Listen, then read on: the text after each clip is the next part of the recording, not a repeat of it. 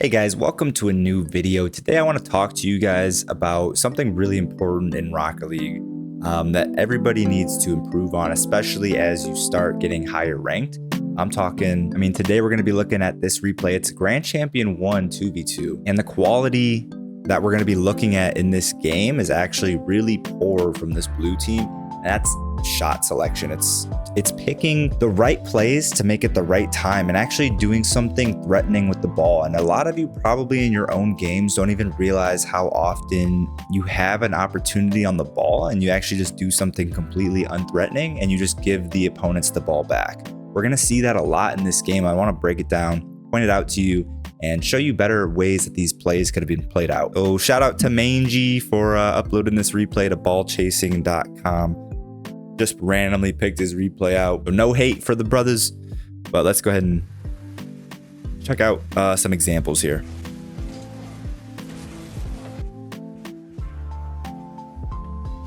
That's a great shot from the other team to start things off. I'm going to turn my volume up a little bit. I had turned it down last time I was streaming.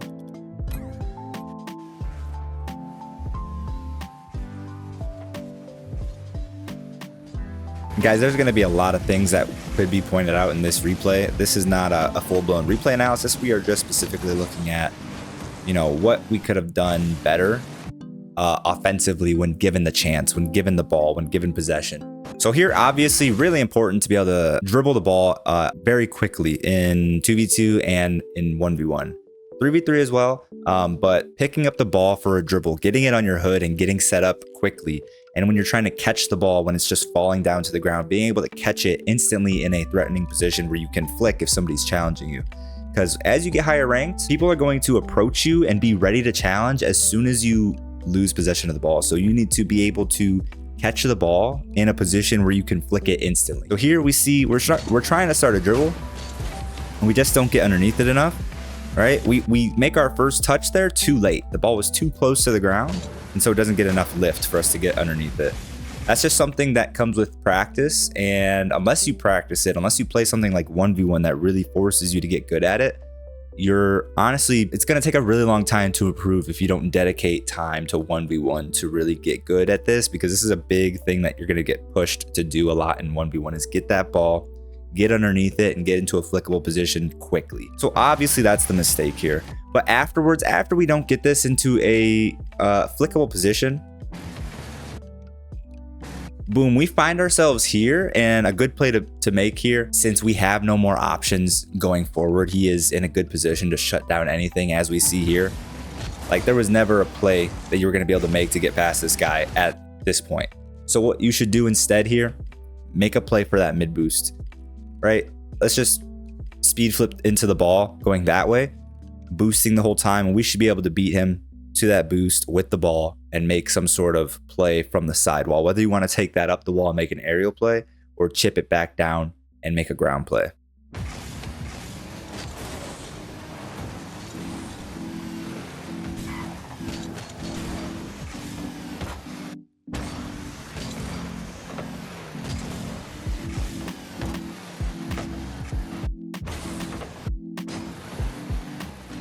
All right, so here's another example coming up here.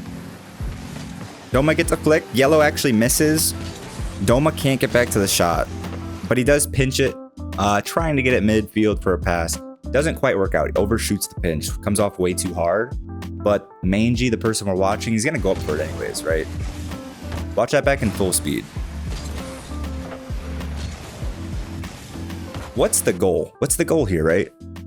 Unless you're hitting a peak shot, which I'm sorry, but at GC1, you're putting this on target maybe 0.001% of the time. It's not a very good play to go for.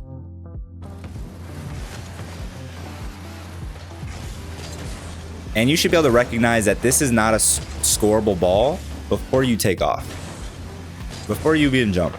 Boom, you see this comes off so hard. You should be able to recognize by the time that you're able to reach this ball, it's going to be like up here by the time you can reach it. And at that point, the most threatening thing you can do is just drop it down at about 1 mile per hour. So it's just not a good ball to go for a shot on here. So instead, what can we do? Recognize, okay, we didn't get the scoring opportunity. My teammate tried, messed up the pinch a bit. So instead, let's play for possession. Don't try to take a shot that's never scoreable. Instead, let's play for possession, right? This is gonna bounce out this way. We stay on the ground.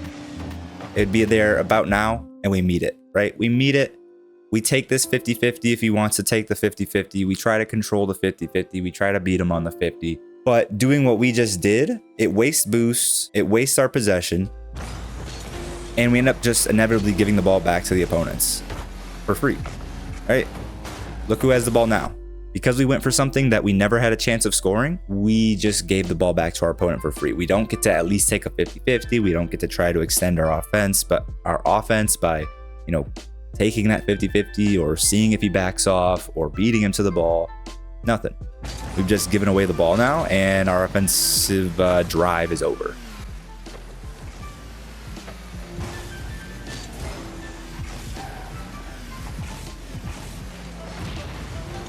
Notice the difference here. Look at what's this guy's name? Look at what Kick does.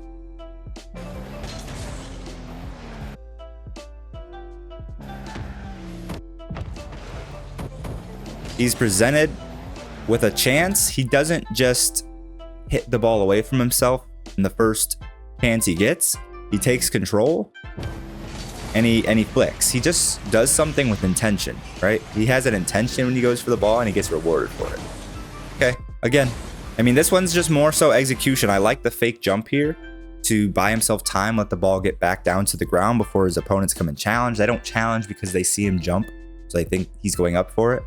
So that was really smart, but then it's just a really poor shot. We just shoot it right at the ground. That's another thing that playing 1v1s will really make you better at, is being able to shoot high, being able to shoot in the upper part of the net. Because again, you're going to be stuck in GC1 for forever if you never get good at not shooting your shots at the ground. It's very easy to not even realize that this is holding you back, but it is. Shooting your shots constantly at the ground, constantly shooting worm burners, is holding you back from ranking up past GC1 for sure.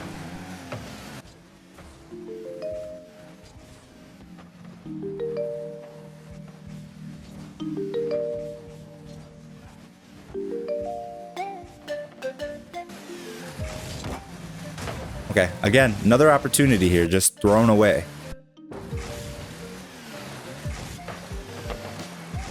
Look at how much time we have here.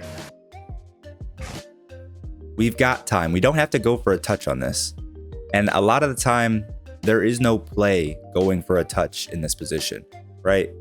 If you go for a hit here, what's the best outcome that you can get usually? Is usually just to get the ball moving in this direction against the back wall with you following behind it. That's not very threatening. You're just pushing the ball. You're rolling the ball along the back wall with somebody there ready to block it. You're not really doing anything. And to make things worse, that's not even the touch he ends up getting. It actually just ends up shooting off of the back wall, and it's a pass to our opponent. Right, and there's no way we're trying to set up our teammate here. Our teammate we can see is on the far opposite side of the field, so there's no play here to be made by going for this touch. Guys, something super useful to keep in mind when you're playing. Rocket League is very much so not a game based on making the right decision. It's not. Rocket League is very much so a game of not making the wrong decision, not making a bad play. If you don't make the wrong decision and you don't make a bad play, well, then the only option is that you make a good play and something good happens. So it's kind of, you could kind of categorize that as, you know, a skill that people talk about is discipline. It's discipline. It's knowing when not to go for a touch, knowing when not to go for the ball, knowing when not to do something. This is one of those situations where you need to have the discipline to know that there's no point in me going for a touch here. I need to have the discipline to just not do a bad play because I'm just giving the ball away to the opponents. You can literally do anything else in that position, and it would be better. It'd be a better play. Just by not making a bad play, you'd be making good play. That's a better job. He recognizes there's no point in me flipping into this, so he just tries to bring it down for possession. That's a good play. Even though it doesn't work, you can see the thought process there of exactly what I'm saying. He recognizes this time that there's no play to be made here, so don't try to make a play when there's no play. And he does that. And he does get demoed, so it doesn't work out perfectly, but he was close. I think what he was trying to do is actually pop this over him at the last second. If he actually lands more so, if he doesn't get so far in front of the ball, I think as soon as he lands here, if he were to single jump once, he actually would pop this over this guy and be able to continue his play, or his teammate would be able to continue the play. So very close to making a very good play there, just by not making a bad play.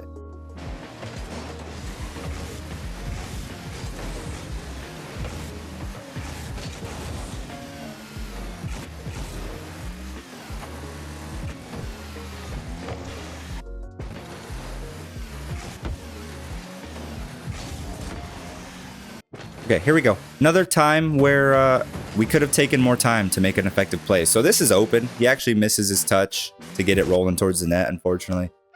But then he panics, right? He panics. And we should know here now, this touch, we're giving it back to the opponents for free. It's just a pass to our opponents. We've given away possession. Guys, I just did a replay analysis actually for a Supersonic Legend literally about 2 videos ago. Check out that analysis because it actually involves, they lose 0-4. These players lose in Supersonic, in SSL, they lose 0-4 or 0-5 actually. And the entire reason was for this exact reason that I'm breaking down now.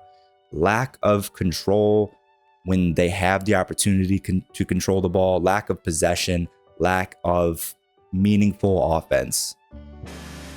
Right? Instead of going for this touch, if we're afraid of getting demoed from behind, we're afraid of the guy coming for a touch on the ball, let's just single jump, right? Let's just single jump. Fake that we're going to go for a touch here. Fake it.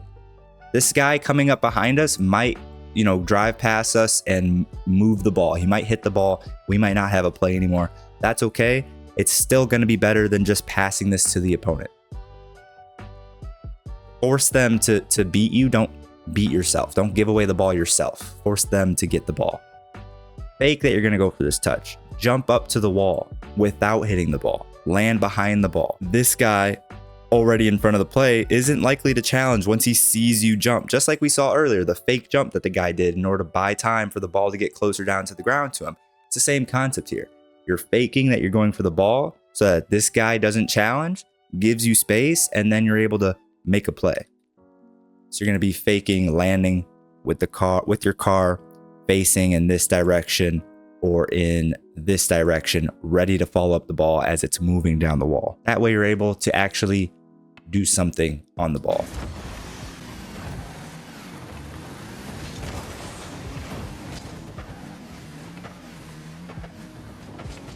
Again, here's an example of the other team doing the correct thing, not forcing a play that isn't there, right? He makes this touch. He sees Doma's got next touch. He's waiting. He's not going for this again. He's not jumping at it, trying to get a 50-50 because he knows there's no point. What's the point of getting a 50-50 here? Your teammate behind you shouldn't commit because it's going to be too risky. There's 2 defenders in net. You don't want your teammate to commit for a shot here if you were to get a 50-50 that goes in front of the net. Because if he gets beat, then you're both right in front of the net. Their momentum's, whoever challenged the ball is going to be, they're going to be already going upfield because that's the way they're pushing the ball. Nobody's on defense, so you don't want your teammate to go here. So why would you go and dive for a 50-50 in this position? So he doesn't. Notice, he just doesn't do a bad play. He doesn't. He's not going. There's still no reason for, if he goes, Doma could jump off the wall and pop it past him. There's no reason. He has no reason to go. And boom, he waits, spots the opening, and takes a shot, and he gets rewarded for it. Just by not making a bad play, you put yourself in the right position to make the good play. So that's something really important that I want you guys to think about when you're playing. You're not trying to make, you want to make a good play, but Rocket League is, in my opinion, more about not making bad plays than it is about making good plays. Once you get really good at not making bad plays, then you can start really being more conscious on your offensive plays. When you are making your offensive plays, like that's when you can really start going for high level mechanical plays that take a lot of focus, a lot of decision making even before you go for the play. Like, is it the right play to go for in X situation, right? That stuff will come But for now, these guys who are in GC1 on this blue team that just lost 0-4, they lost 0-4 because they had no offensive threat. They did nothing threatening anytime they had an opportunity on the ball. They were constantly just giving it back to their opponents, and that's why they lost so bad. Guys, I hope you enjoyed the video. I hope you enjoyed this format of video, just something kind of casual. If you liked it, leave a like on the video. Let me know down in the comments below what you thought. Subscribe if you're new to the channel. Follow me on Twitch. I'm trying to be more consistent on content creation again. So I'll see you guys in the next video or on the next live stream. Peace out, guys.